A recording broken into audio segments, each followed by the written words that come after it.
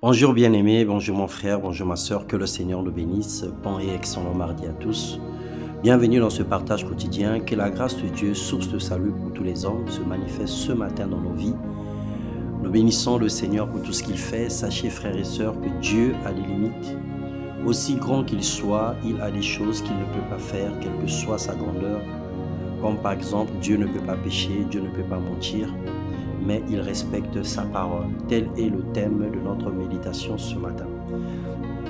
Hébreux le chapitre 13 et le verset 2 et 16, la Bible déclare « N'oubliez pas l'hospitalité, car en l'exerçant, quelques-uns ont logé les anges sans le savoir. Et n'oubliez pas la bienfaisance et la libéralité, car c'est à de tels sacrifices que Dieu prend plaisir. Dieu est sensible devant certains actes positifs. Il est affaibli devant un cœur qui s'humilie et qui se convertit à lui. Dieu s'attendrit de voir un cœur saint qu'il adore et qui prie en esprit et en vérité. Dieu est touché par celui qui se tient à la brèche pour prier pour les autres et qui exerce l'hospitalité envers les autres. Dans Nombre 23, le verset 19, la Bible déclare « Dieu n'est point un homme pour mentir, ni un fils d'homme pour se repentir. Ce qu'il a dit ne le fera-t-il pas? Ce qu'il a déclaré ne l'exécutera-t-il pas ?» Dieu est incapable de faire certaines choses. Il ne peut pas mentir.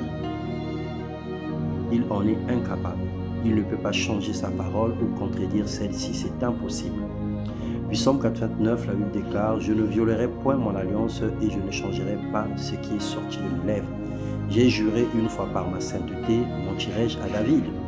Cette exhortation nous emmène à réaliser que si ça ne marche pas dans notre vie, ce n'est pas la faute de Dieu. Il est fidèle, il respecte sa parole, il respecte sa part de contrat. Arrêtons de mettre sur lui les accusations, arrêtons de lui dire pourquoi il avait tout dit dès le commencement et nous sommes nous-mêmes responsables de nos échecs. Que chacun respecte sa part de contrat et le Seigneur fera la sienne. La parole de Dieu est humiliable, la parole de Dieu est une vérité incontournable et incontestable. Dieu, il est puissant et la puissance est dans sa parole. Lorsque nous la confessons, lorsque nous croyons en elle, lorsque nous la mettons en pratique et lorsque nous marchons avec celle-ci, la gloire de Dieu couvrira nos vies. Que le Seigneur nous bénisse et nous donne d'appliquer sa parole, de la respecter, de la méditer nuit et jour, dans le nom puissant de Jésus-Christ. Amen.